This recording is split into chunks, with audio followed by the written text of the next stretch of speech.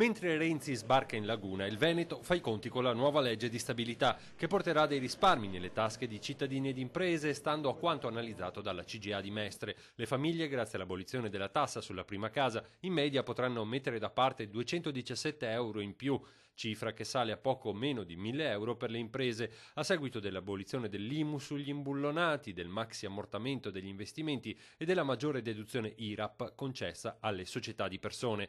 È un ragionamento quello che viene fatto, che è un ragionamento che ha ricadute enormi per questo territorio.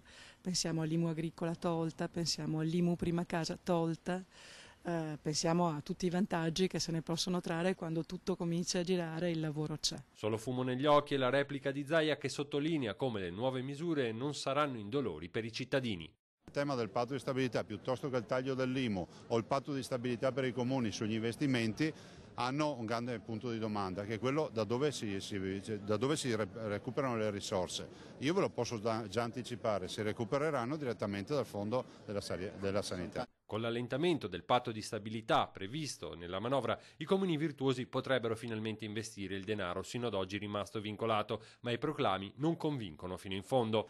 Vedremo il testo definitivo che andrà approvato. Troppe volte ho visto che dei buoni principi che partono da una conferenza stampa poi vengono stravolti nel momento in cui si devono fare i conti con la Ragioneria dello Stato, che impone ulteriori tagli o impone ulteriori tasse ai cittadini. Il vero problema sono gli sprechi e i privilegi che riguardano la casta, sottolineano i pentastellati, che poi puntano il dito sulla gestione dell'emergenza della Riviera. E vorrei ricordare che in soli 40 giorni si sono riusciti a regalare 45 milioni di euro, tutti i partiti e tutta la casta, mentre la Riviera del Brenta e le persone che ne hanno veramente bisogno stanno ancora aspettando. Legge di stabilità bocciata anche da Fratelli d'Italia, che bolla come propaganda le scelte adottate dal governo. Se eliminassero gli sprechi nel nostro paese ci sarebbero le risorse sufficienti per poter far ripartire le imprese che possono dare lavoro e quindi dignità alle persone. Tutto questo non viene fatto e ci si limita alla propaganda che in realtà lascia spazio solamente alla desolazione.